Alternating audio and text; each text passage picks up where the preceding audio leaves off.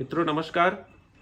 मैं दिलेंद्र कौशिल आप सब लोगों के बीच में नरेंद्र मोदी जी की सरकार के सफलतम 7 वर्ष पूर्ण होने के अवसर पर चर्चा करने के लिए उपस्थित हुआ हूं।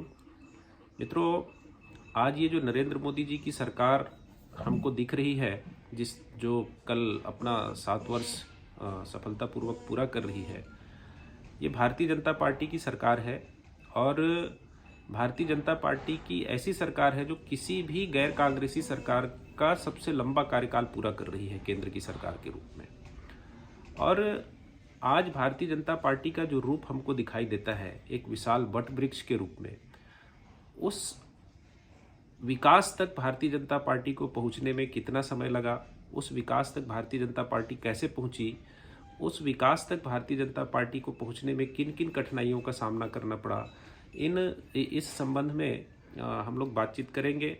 और मैंने सोचा है कि आज हम इस 7 वर्ष के कार्यकाल के चर्चा के संबंध में भारतीय जनसंघ की स्थापना से लेके आज वर्तमान परिस्थिति तक जो भारतीय जनता पार्टी की स्थिति है या नरेंद्र मोदी जी की जो सरकार है, उसको 3 भागों में बांट करके हम इस चर्चा को आगे बढ़ाएंगे। तो सबसे पहले मैं चर्चा करना चाहता हूं भारतीय जनसंघ से लेके 1991 तक के चुनाव। 1991 के चुनाव के बाद नरसिम्हा राव जी के प्रधानमंत्री बनने से लेके मनमोहन सिंह जी के 2013 तक प्रधानमंत्री रहने तक के विषय को दूसरे पार्ट में, और नरेंद्र मोदी जी के प्रधानमंत्री बनने से लेके आज तक के परिस्थिति को तीसरे पार्ट में, ऐसे 3 तक हम लगातार इस विषय में बातचीत करेंगे कि भारतीय जनता पार्टी ने कैसे अपना काम बढ़ाया, भारतीय जनता पार्टी की बीच में सरकारें आई तो क्या हुआ, भारतीय जनता पार्टी की वर्तमान सरकार है तो किस परिस्थिति में है, क्या काम कर रही है, कैसे काम कर रही है, किन परिस्थितियों में काम कर रही है, इस विषय में चर्चा करेंगे। लेकिन आज का जो हमारा विषय है वो हम भारतीय जनसंघ से लेके 1991 तक, जब राजीव गांधी जी की हत्या हुई या 1991 के जो आम चुनाव हुए तब तक की चर्चा हम आज के विषय में करेंगे। इसमें हो सकता है आधे घंटे 35 मिनट 40 मिनट का समय हमको लग जाए, तो पर थोड़ी जानकारी भी रहेगी, अच्छी जानकारी रहेगी, आप लोग सुनेंगे तो सबके लिए फायदेमंद रहेगा। तो मित्रों, हम भारतीय जनता पार्टी को समझने के लिए, अगर हमको आज भारतीय जनता पार्टी को समझना है कि भारतीय जनता पार्टी आज इतने विशाल वटवृक्ष के रूप में कैसे दिख रही है, तो हमको भारत के इतिहास में थोड़ा पीछे जाना पड़ेगा। भारत के इतिहास में पीछे जाने के लिए हमको ये देखना पड़ेगा कि डॉक्टर श्यामा प्रसाद मुखर्जी, जो पंडित जवाहरलाल नेहरू के मंत्रिमंडल में उद्योग मंत्री थे, उन्होंने कैसे एक राजनीतिक दल की स्थापना की, एक राजनीतिक पार्टी की स्थापना की। तो इसको जानने के लिए हमको भारत की आज़ादी के समय जाना पड़ेगा। डॉक्टर श्यामा प्रसाद मुखर्जी एक बहुत ही संभ्रांत परिवार में, बहुत ही विद्वत व्यक्ति के परिवार में जन्म लिए थे, और वो स्वयं भी बहुत विद्वान व्यक्ति थे। कलकत्ता विश्वविद्यालय के कुलपति रहे हुए हैं, और इससे समझा जा सकता है कि उनकी विद्वता में कहीं कोई कमी नहीं थी। तो पहले वो हिंदू महासभा का नेतृत्व करते थे, हिंदू महासभा से चुनाव जीत कर आते थे। और 1947 में जब भारत आज़ाद हुआ, 15 अगस्त 1947 को जब भारत आज़ाद हुआ, तो डॉक्टर श्यामा प्रसाद मुखर्जी को पंडित जवाहरलाल नेहरू ने अपने मंत्रिमंडल में उद्योग मंत्री बनाया।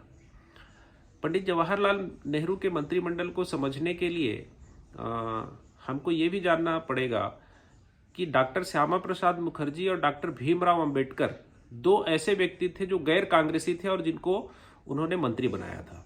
एक को उद्योग मंत्री, डॉक्टर श्यामा प्रसाद मुखर्जी को उद्योग मंत्री, और डॉक्टर भीमराव अंबेडकर को कानून मंत्री। ये दोनों कांग्रेस के नहीं थे, पर पंडित जवाहरलाल नेहरू ने इन दोनों को मंत्री बनाया था। इस चीज़ को समझना पड़ेगा। लेकिन डॉक्टर श्यामा प्रसाद मुखर्जी का ऐसा मानना था कि पंडित जवाहरलाल नेहरू की जो नीतियां हैं वो भारत देश के लिए ठीक नहीं है, भारत देश को जिस दिशा में चलना चाहिए उसके लिए ठीक नहीं है। उनके कई विषयों पर डॉक्टर श्यामा प्रसाद मुखर्जी की मत भिन्नता थी, चाहे वो राज्य पुनर्गठन का मामला हो, चाहे देसी रियासतों के भारत में विलय का मामला हो। अगर सरदार वल्लभ भाई पटेल नहीं रहते, सिर्फ पंडित जवाहरलाल नेहरू के दिशा निर्देश पे अगर देसी रियासतों का विलय भारत में होता तो परेशानियां और भी खड़ी होती। और खास करके कश्मीर के मुद्दे पे सभी देसी रियासतों की अगर हम बात करेंगे तो विषय ज़्यादा लंबा खींचेगा, चाहे हैदराबाद की बात करें, चाहे जूनागढ़ की बात करें, चाहे कश्मीर की बात करें। डॉक्टर श्यामा प्रसाद मुखर्जी का जो मुख्य रूप से मत भिन्नता था पंडित जवाहरलाल नेहरू की नीति के प्रति, देसी रियासतों को मिलाने के प्रति, तो उसमें सबसे बड़ी मत भिन्नता थी कश्मीर की नीति को लेकर। हम सब जानते हैं कि भारत की आज़ादी के बाद कश्मीर के राजा हरि सिंह ने स्वयं को एक स्वतंत्र राष्ट्र के रूप में घोषित कर दिया था। वो न पाकिस्तान में मिले थे और न ही भारत में मिले थे। और पाकिस्तान के कबाइलियों ने जब कश्मीर पे हमला किया तो वहाँ के राजा हरि सिंह ने भारत से मदद मांगी और सरदार वल्लभ भाई पटेल ने भारत की सेना को भेजा, जवाहरलाल नेहरू जी के परमिशन से भेजा।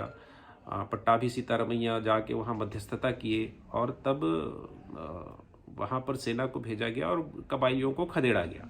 और तब विलय, भारत में विलय पत्र में उन्होंने हस्ताक्षर किए वहाँ के राजा हरि सिंह ने, और फिर कश्मीर, जम्मू कश्मीर का भारत में विलय हुआ।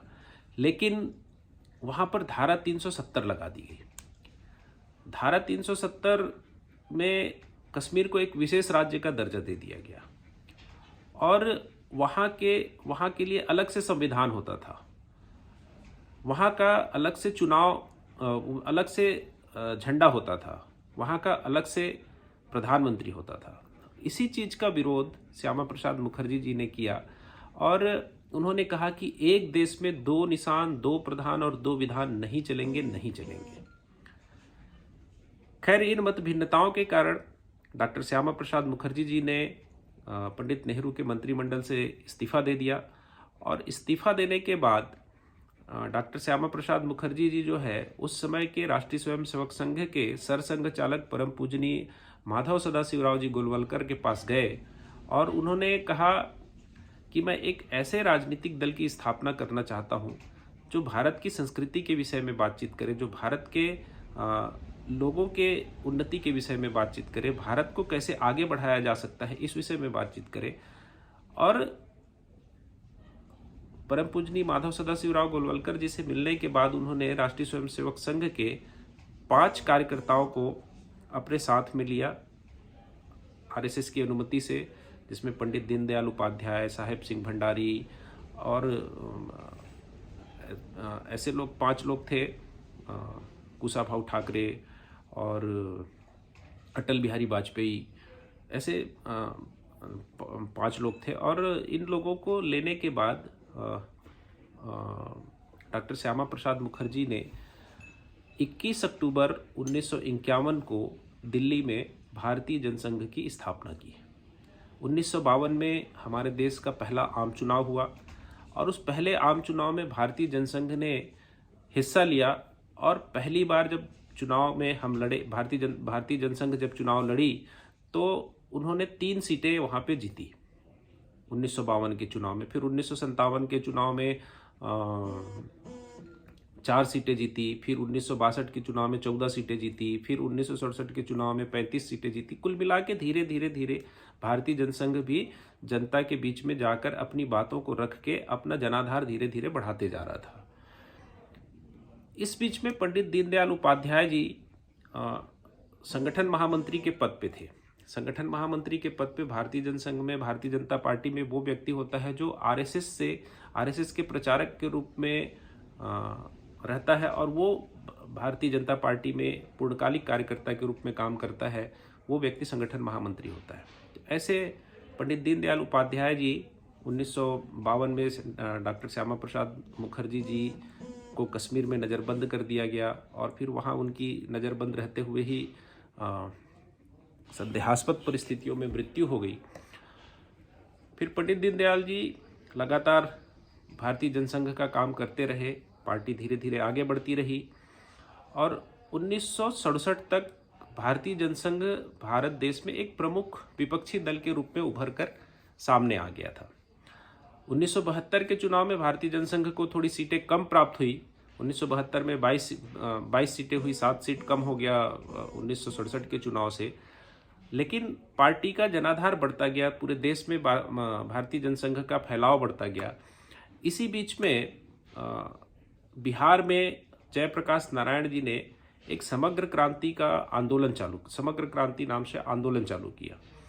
उन्होंने लोगों की सामाजिक, धार्मिक, आर्थिक, राजनीतिक, शैक्षणिक, बौद्धिक ऐसे 7 विषयों को लेकर एक समग्र क्रांति आंदोलन चालू किया।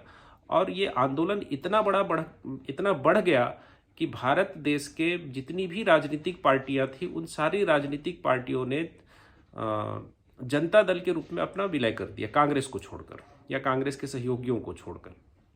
और कांग्रेस के विरुद्ध में लड़ने के लिए एक बड़ा राजनीतिक गठबंधन विपक्ष की पार्टियों ने बनाया। और जयप्रकाश नारायण जी का समग्र क्रांति का आंदोलन चला। आज के हमारे जो वर्तमान समय के बड़े बड़े नेता हैं, लालू प्रसाद यादव, शरद यादव, जॉर्ज फर्नांडिस, सुशील कुमार मोदी, ये सब लोग उसी आंदोलन की पैदाइश है, जयप्रकाश नारायण जी के समग्र क्रांति आंदोलन की। इस बीच में जब ये आंदोलन बढ़ता गया, इंदिरा गांधी को इलाहाबाद हाई कोर्ट ने उनकी चुनाव प्रक्रिया को अवैध घोषित कर दिया। सुप्रीम कोर्ट से उनको राहत मिलने की उम्मीद नहीं थी, तो उन्होंने पूरे देश में 25 जून 1975 को आपातकाल लागू कर दिया। आपातकाल भारत के इतिहास का एक काला अध्याय है। आपातकाल को भारत के इतिहास का एक काला अध्याय माना जा सकता है। और विपक्ष के जितने भी नेता थे, उन सभी लोगों को इंदिरा गांधी ने जेल में डाल दिया। चाहे अटल बिहारी वाजपेयी हो, लाल कृष्ण आडवाणी हो, जयप्रकाश नारायण हो, सारे लोगों को इंदिरा गांधी ने पकड़ के जेल में डाल दिया। और प्रेस की स्वतंत्रता को भी छीन लिया गया। प्रेस में भी वही छपते थे जो सरकार की तरफ से विज्ञप्ति जाती थी। जैसे आज चीन के प्रेस में, ग्लोबल टाइम्स में जो छपता है, वहाँ की सरकार जो चाहती है वही छपता है। वैसे ही भारत में सभी प्रेस को बता दिया गया सरकार के द्वारा कि आपके समाचार पत्रों में वही छपेगा जो हम भेजेंगे, हमारी जो विज्ञप्तियाँ रहेंगी। आप अपने हिसाब से कोई काट छाट करके कोई समाचार बना के नहीं छाप सकते। तो ऐसे प्रेस की स्वतंत्रता को भी छीन लिया गया। और ऑल इंडिया रेडियो पर भी सरकार का ही नियंत्रण था। कुल मिला के सारी चीज़ों पे इंदिरा गांधी जी का नियंत्रण था। एक बहुत बड़े तानाशाह के रूप में इंदिरा गांधी उस समय उभरी। और उन्होंने जितना भारत के संविधान को और भारत के नागरिकों का दमन किया, उससे अंदर ही अंदर जो अंडर करेंट हम बोलते हैं, अंडर करेंट मामला जो हम बोलते हैं, उस प्रकार से अंडर करेंट एक इंदिरा गांधी के विरोध में पूरे देश में अंडर करेंट मामला था विरोध में। लेकिन उनके सलाहकारों ने कहा कि 1975 से 1977 लगभग 19 महीने पूरे देश भर में आपातकाल रहा। बड़े बड़े लीडर्स जो थे पूरे देश भर के, वो जेलों में रहे। बहुत सारे लोग जिनको आज मीसाबंदी के रूप में जाना जाता है, ऐसे बहुत सारे लोग जेल में रहे। और फिर जब उनके सलाहकारों ने इंदिरा गांधी के कहा कि अब परिस्थितियां आपके अनुकूल है, तो उन्होंने फिर भारत के निर्वाचन आयोग को कहा कि अब आप चुनाव कराओ। तो जब 1977 में जब चुनाव हुए, तो एक संक्रमण काल था, या यूं कहे कि भारत के इतिहास के लिए, भारत के भविष्य के लिए एक टर्निंग पॉइंट था। पहली बार भारत में आज़ादी के लगभग 30 साल बाद कांग्रेस की सरकार का पतन हो गया। जो कांग्रेस किसी भी आम व्यक्ति को खड़ा करके आंख बंद करके चुनाव जिता सकती थी, उस कांग्रेस के विरोध में जनता दल को 345 सीटें मिली। 345 सीटें 525 सीटों में। तो उससे समझा जा सकता है कि इंदिरा गांधी के प्रति उस समय देश में कितना आक्रोश था। और मोरारजी देसाई को देश का प्रधानमंत्री बनाया गया जनता दल की तरफ से। लेकिन एक तरह से एक कहावत हमने सुना है भानुमति के कुनबा का, कहीं का ईंट कहीं का रोड़ा, भानुमति का कुनबा जोड़ा। तो उसी प्रकार की परिस्थिति जनता पार्टी के साथ में भी थी। इसमें भी अनेक प्रकार की राजनीतिक विचारधारा रखने वाले लोग जनता दल में अपना विलय किए थे, जयप्रकाश नारायण जी के समग्र क्रांति के आंदोलन की वजह से। लेकिन इनमें भी आपस में मत भिन्नताएं थी, और उस मत भिन्नता का परिणाम यह हुआ कि चौधरी चरण सिंह को इंदिरा गांधी ने प्रधानमंत्री बनने का लालच दिया और इस जनता दल में फूट डालने का काम किया। दूसरा, भारतीय जनसंघ के जो लोग थे उनके विषय में सवाल खड़ा किया गया कि आप दोहरी सदस्यता नहीं रख सकते। उनका कहना था कि आप राष्ट्रीय स्वयंसेवक संघ के भी सदस्य हो और जनता पार्टी के भी सदस्य हो, तो ऐसा नहीं हो सकता। जबकि राष्ट्रीय स्वयंसेवक संघ में कोई सदस्यता नहीं होती है। राष्ट्रीय स्वयंसेवक संघ में जो व्यक्ति शाखा में चला जाता है वो राष्ट्रीय स्वयंसेवक संघ का स्वयंसेवक हो जाता है, वहाँ कोई सदस्यता नहीं होती है। तो लेकिन चूंकि राजनीतिक बातें थी तो इनके ऊपर में आरोप लगाए गए कि आप लोग दोहरी सदस्यता अपना के रखे हो, आप जनसंघ के भी सदस्य हो, संघ के भी सदस्य हो और जनता पार्टी के भी सदस्य हो। तो ये दूरियां बढ़ती गई और उस समय पार्टी का नेतृत्व अटल बिहारी वाजपेयी जी और लाल कृष्ण आडवाणी जी जैसे मूर्धन्य लोगों के हाथ में आ गया था। अटल बिहारी वाजपेयी जी मोरारजी देसाई की सरकार में विदेश मंत्री थे और लाल कृष्ण आडवाणी जी संचार मंत्री थे। तो एक तरह से कहा जाए कि दो बड़े नेतृत्वकर्ता भारतीय जनसंघ के थे जिनको विदेश मंत्री और संचार मंत्री का दायित्व दिया गया था। तो अंदर खाने भारतीय जनसंघ की जो पुरानी टीम थी वो भी सोचने लगी कि इस प्रकार की परिस्थिति में जब हमको कहा जाए कि आपको आरएसएस को छोड़ना, आप आरएसएस या जनता पार्टी दोनों में से किसी एक को चुने, तो उन परिस्थितियों में हमको इनके साथ रह पाना संभव नहीं है। फिर ये सरकार 1980 में गिर गई। चौधरी चरण सिंह जी देश के ऐसे प्रधानमंत्री हुए जो कभी संसद भवन तक पहुंचे नहीं। इंदिरा गांधी की राजनीति का शिकार ऐसे हुए कि वो कभी संसद भवन तक पहुंचे नहीं प्रधानमंत्री के रूप में। तो इस पार्टी का बिखराव हो गया और भारतीय जनसंघ के लोगों ने देखा था, परिस्थितियों को समझा था, तो उन्होंने तैयारी करके रखा था कि हम एक नई राजनीतिक पार्टी का गठन करेंगे। और दिल्ली के फिरोज शाह कोटला मैदान में दिल्ली में सारे लोग इकट्ठे हुए और फिर 6 अप्रैल 1980 को भारतीय जनता पार्टी के रूप में एक नई राजनीतिक पार्टी का गठन भारत के इतिहास में हुआ। भारतीय जनता पार्टी नाम रखने के पीछे भी ये कारण था, जो उस समय के हमारे नेता थे, भारतीय जनता पार्टी के नेता थे लाल कृष्ण आडवाणी जी, अटल बिहारी वाजपेयी जी और कुशाभाऊ ठाकरे जी, सारे लोगों ने मिलकर सोचा कि जनता से जुड़ा हुआ नाम होना चाहिए। इसलिए लोगों को लगे कि भारतीय जनता का इससे जुड़ाव है, भारतीय जनता की ये पार्टी है, भारत की जनता की ये पार्टी है, इसलिए नाम रखा गया भारतीय जनता पार्टी। पंचनिष्ठा का सिद्धांत दिया गया, सारे लोग जानते हैं। और 1980 के बाद 1980 में भारतीय जनता पार्टी ने अपने नाम से चुनाव नहीं लड़ा था। भारतीय जनता पार्टी अपने नाम और अपने सिंबल से पहली बार चुनाव लड़ी 1984 में। इस बीच देश में बहुत महत्वपूर्ण घटनाएं हो गई थी। इस बीच 1975 में भारत में परमाणु का भी परीक्षण हो गया था और 1984 में 31 अक्टूबर 1984 को 31 अक्टूबर सरदार वल्लभ भाई पटेल का जन्मदिन भी है और स्वर्गीय श्रीमती इंदिरा गांधी जी का पुण्यतिथि भी है।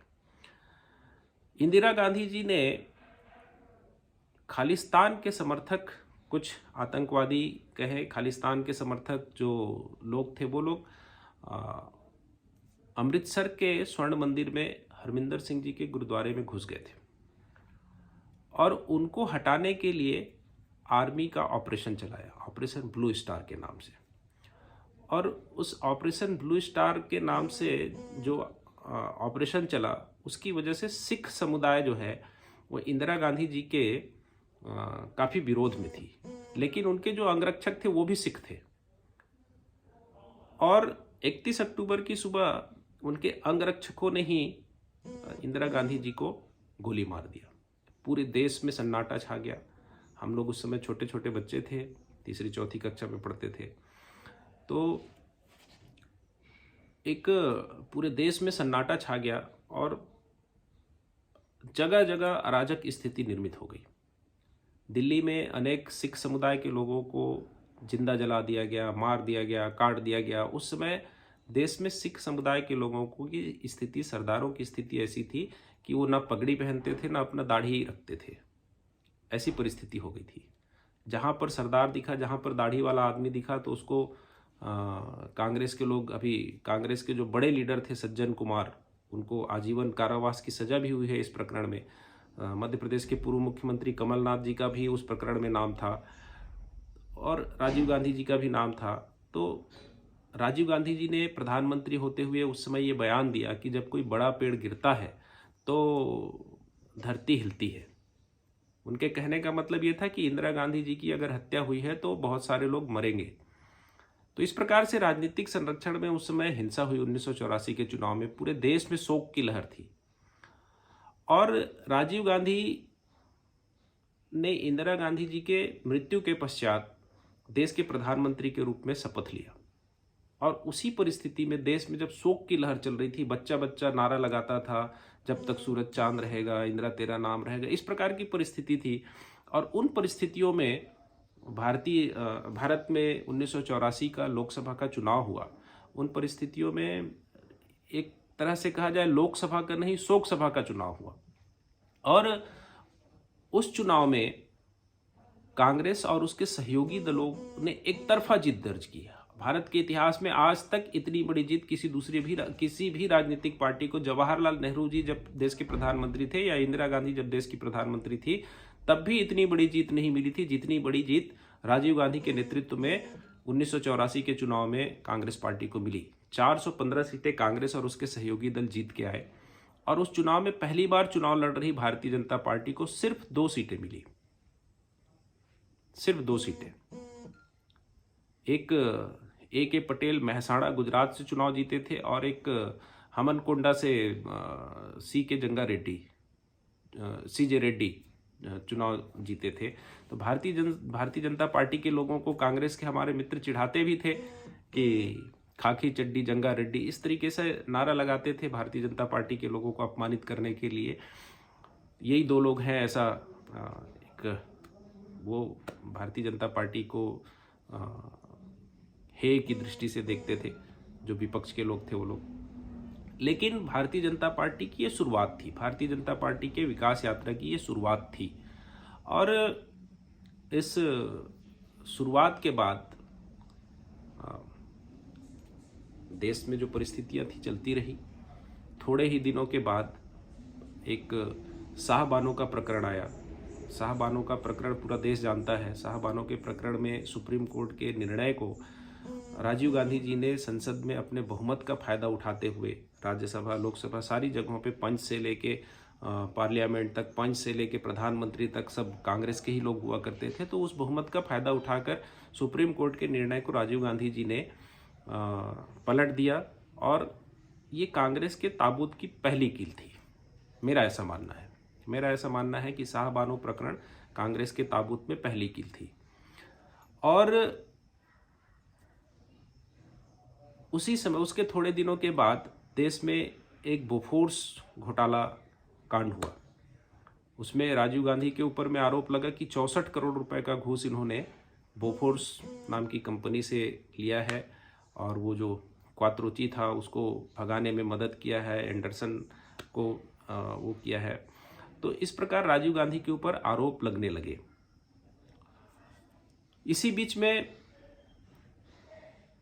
राष्ट्रीय स्वयंसेवक संघ के प्रथम सरसंघ चालक परम पूजनीय डॉक्टर केशव बलिराम हेडगेवार जी का 100 वर्ष पूरा हुआ और राम मंदिर का आंदोलन भी पूरे देश में कार सेवा के माध्यम से चलने लगा। धीरे धीरे देश की राजनीतिक परिस्थिति, सामाजिक परिस्थिति, सांस्कृतिक परिस्थिति बदल रही थी और राजीव गांधी जो 1984 में 415 सीट जीत कर आए थे, वो जब 1989 के चुनाव हुए तो जनता दल ने 197 सीटें जीती और भारतीय जनता पार्टी ने 85 सीटें जीती। सिर्फ 5 सालों में 2 सीट वाली पार्टी 85 सीट पे पहुंच गई। भारतीय जनता पार्टी को 1994 में इंदिरा गांधी की मृत्यु के कारण सीटें नहीं मिली थी, लेकिन उसका जनाधार कमजोर नहीं हुआ था। भारतीय जनता पार्टी की जो इकाइयां थी, जो संगठन का आधार था, वो यथावत भारत के विभिन्न क्षेत्रों में, विभिन्न कोनों में बना हुआ था, और उसी का परिणाम था कि 2 सीट वाली पार्टी जो है 85 सीट पे पहुंच गई। और दूसरी बार 1977 के बाद दूसरी बार वीपी सिंह के नेतृत्व में फिर से गैर कांग्रेसी सरकार का गठन हुआ।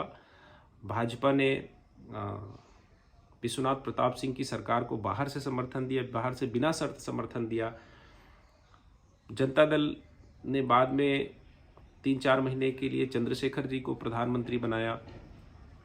चंद्रशेखर जी 4 महीने प्रधानमंत्री रहे। उसके बाद 1989 से लेकर 1991 तक सिर्फ 16 महीनों में फिर से देश एक चुनाव की तरफ चला गया। 1991 में फिर से देश में आम चुनाव हुए। चंद्रशेखर जी ज़्यादा दिन अपनी सरकार चला नहीं पाए, 4-5 महीने ही देश के प्रधानमंत्री रहे। तो 1991 में जब चुनाव चल रहे थे,